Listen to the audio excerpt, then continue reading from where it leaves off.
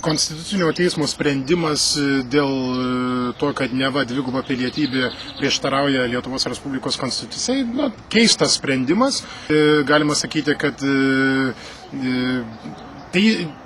teismų aktyvizmo turbūt pirmoji apraiška Lietuvoje, kur teismas praktiškai pats išleidžia įstatymą ar pats pakeičia konstituciją, kadangi konstitucijoje, aišku, nėra tokios sąvokos.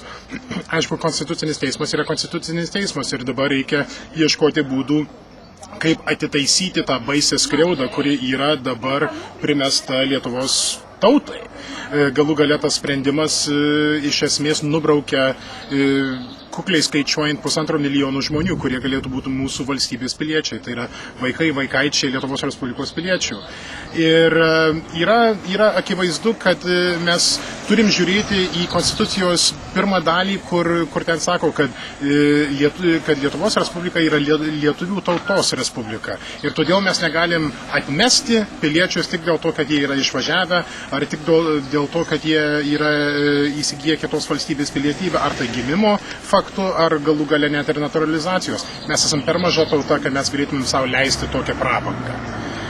O ar tai reiškia, kad mums reikia keisti konstituciją, ar tai reiškia, kad mums reikia apeiti konstituciją, nesudaro jokio skirtumo. Mums reikia kuo greičiau užtikrinti, kad žmonės, kurie yra lietuviai, kurie buvo pirmosios Respublikos piliečių vaikai, anūkai, vaikaičiai, taip toliau, kad mes jų neatstumtumėm. Jie yra per brangus. Ar jūs galėtumėt pateikti savo pasiūlymus, kaip turėtų būti redaguojamas pilietybės įstatymas, kad jisai neprieštarautų Konstitucinio teismo sprendimams, o taip pat išliktų galimybė turėti dvigubą pilietybę?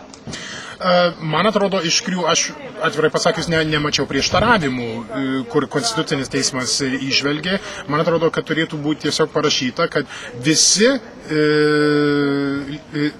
žmonės, kurie turi teisę į Lietuvos Respublikos pilietybę arba išsaugoti Lietuvos Respublikos pilietybę, turi teisę būti dvigubi piliečiai. Taškas. Tai išspręstų visus klausimus ir visokias baimės apie kažkokius kitus. Mūsų valstybės pagrindas yra pirmoji Respublika ir todėl mes turime išlaikyti tą sąvoką nuosekliai ir pilietybės įstatyme ir taip, kaip jis yra pritaikomas konstituciškai. Bet Konstitucija sako, kad Lietuvos Respublikos piliečiai turi vieną pilietybę, kitais žodžiais, išskyrus tam tikrus įstatymų numatytus atvejus, kai leidžiama ir dviguba pilietybė. Tai aš kaip tik ir sakyčiau, tai išpildytų Konstitucinio teismo sprendimo ne tik dvasią, bet ir raidę. Tai yra nustatyti labai aiškę, labai apibrėžtą grupę žmonių, kurie turi teisę turėti dvigubą pilietybę.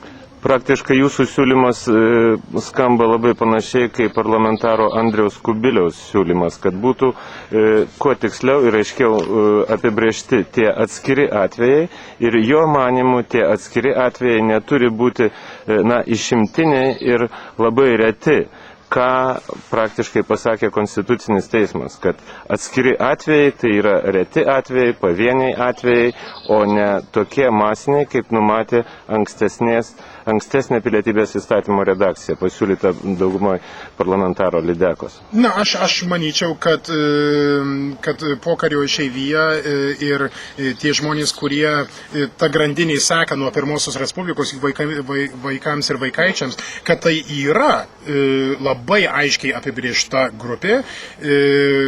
Tų žmonių, kaip sakiau, yra iki, ar gal net ir daugiau negu 1,5 milijono, tačiau ta grupė nebūtinai kažkaip stikiškai augs.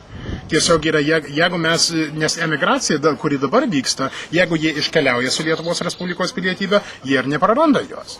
Tai iš esmės, ką mes padarom, yra mes užtikrinam, kad priverstiniai tremtis, ar tai būtų į Sibirą, ar tai būtų į vakarų pasaulį, dėl sovietų okupacijos neturi neigiamos žalos mūsų Lietuvos Respublikos piliečiams ir jų vaikams ir vaikaičiams. Tai yra labai aiški grupė ir duok Dieve, kad tai daugiau nepasikartos, nekalbant apie tai, kad retai pasikartotų.